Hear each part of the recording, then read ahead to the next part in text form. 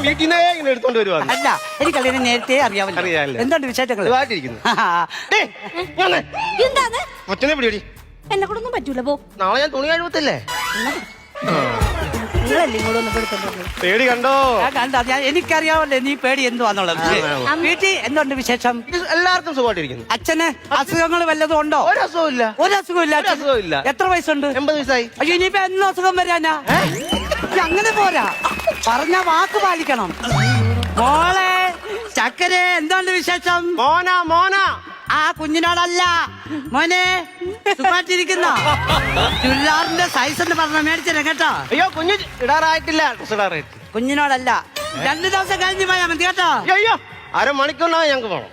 നീ പൊക്കോ. അല്ല കുഞ്ഞിനെ കൊണ്ടുപോകണം. കുഞ്ഞിനെ കൊണ്ടുപോക്കോ. ഗായത്രി ഇവനങ്ങ് സംശയമാ.